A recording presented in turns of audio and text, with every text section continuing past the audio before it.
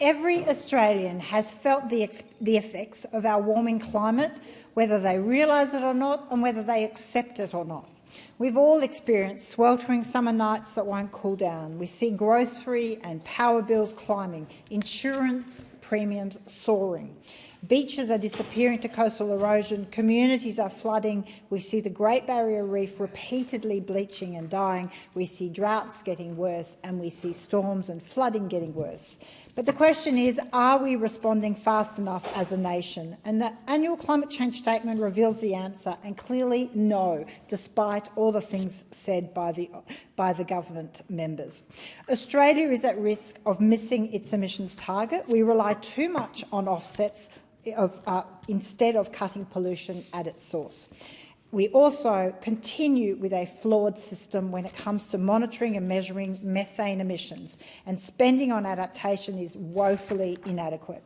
Even Australia's military and intelligence experts warn that climate change is an existential threat to human civilisation and say the government refuses to face up to that challenge. So the reality is clear. This government must urgently strengthen both mitigation and resilience to protect Australians from the climate risks ahead. In January, my electorate in Warringah and nearby areas were hit by violent summer storms, heavy rain, pounding winds, flash flooding that upended people's lives and disrupted business. The economic impact of disruption is the piece that doesn't get talked about, but it is a very vital piece.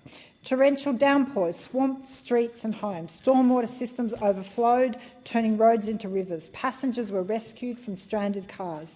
Residents were forced to evacuate, returning days later to soaked homes and damaged belongings.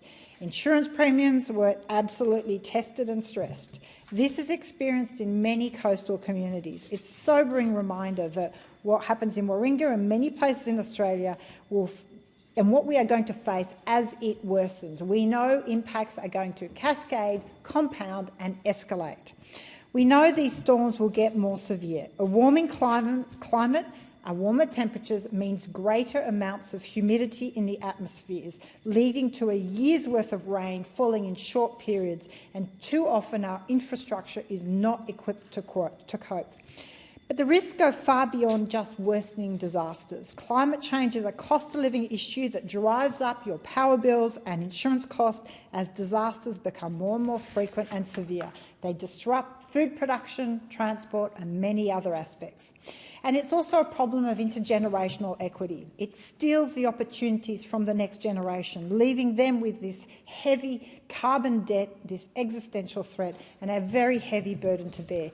Governments are not moving fast enough to protect all Australians from the climate risks ahead. The climate change statement shows that Australia needs to accelerate its action to meet even just its 2030 emission target. Our emissions are falling, but not fast enough.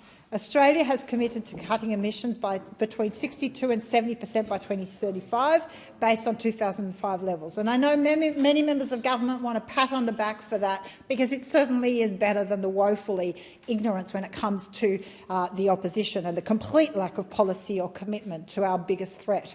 But the reality is only the upper end of that 2035 target is even remotely within the range of science and what is needed to actually keep temperature under 2 degrees. We urgently need to accelerate emissions reduction, especially around transport, agriculture and industry. Right now, only the energy sector is doing the heavy lifting. The Climate Change Authority last year released the decarbonisation plans for 6 sectors of the economy. But disappointingly, the authority did not set specific binding targets for each sector. We need clear sectoral plans for all of these areas. Without those targets, there is no accountability, and companies or governments can ignore the guidance without consequences. Voluntary targets rarely drive urgent change needed to meet Australians' climate goals. And businesses don't have a clear signal to plan for cleaner operations over the long term and meaningful investment. The other issue of great concern, as I referred to, is Australia's net zero strategy relies too heavily on carbon offsets. These allow polluting industries to continue business as usual, and in fact the government continues to approve coal and gas projects that then rely on offsets. So we are continually putting fuel on the fire.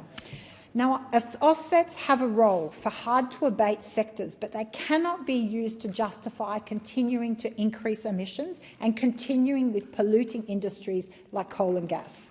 And we have to ensure that we don't replace genuine low emissions transformation by use of offsets.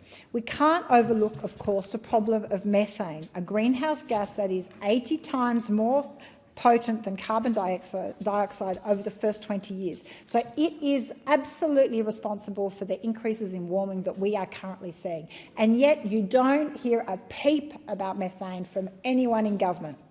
Reducing methane is a huge necessity and opportunity, yet the government action to ensure it is properly even measured has not been progressed. If we can't measure methane emissions, how are we going to reduce them or at least acknowledge that they are there? In 2023, the Climate Change Authority made recommendations to improve how Australia measures and reports methane emissions as part of the NGERAC review. The government has agreed in principle to those recommendations, fully or in principle, and set up an expert panel to examine the issue. But 2 years on since that review, haven't heard a peep. Progress painfully slow. Meanwhile, those emissions are continuing, and we are continuing to cook. I urge the expert panel to ensure its interim report due in June this year to make sure it meaningfully progresses the issue of methane reporting, monitoring and measuring, especially in the oil and gas sector. Meanwhile, we can't forget native forests, powerful natural carbon sinks that protect diversity. They still lack the adequate protection from logging and other threats. It is mind-blowing that I believe we are heading into a budget period where further millions or billions of taxpayer dollars are going to be wasted on carbon capture and storage when the best carbon sink capacity in our native forests there is just being ignored. So millions are poured into unproven carbon capture projects that continue to fail to meet benchmarks, but on an excuse, and they continue to excuse high emissions. It's a unicorn technology. I compare it to SMRs when it comes to nuclear. It's this great big hope on the horizon that never delivers but costs a bomb. Why are we continuing to talk about that most expensive, uncertain technology, and why is the government still not protecting native forests and putting an end to native forest logging? Last November, the Climate Change Minister, Chris Bowen, admitted that based on current global emissions, the world is on track to 2.8 degrees of warming. That is diabolical. For Australia, it means bushfires like Black Summer could happen nearly every year. Days over 50 degrees in Sydney and Melbourne will be common. Storms and floods will reshape our coast. The Great Barrier Reef will be lost forever. I can assure the members in this place from regional communities they will be bearing the brunt of it, and then we will see this endless need for emergency disaster relief packages we simply will not be able to afford.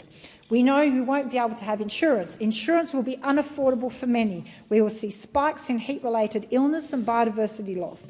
Billions in spending on disaster recovery will become the norm. Sustainable economic management is not possible without addressing climate risks. In 2022 alone, climate-fuelled disasters cost Australia $30 billion, and the cost will only rise. What's missing from the picture is serious investment in adaptation and resilience.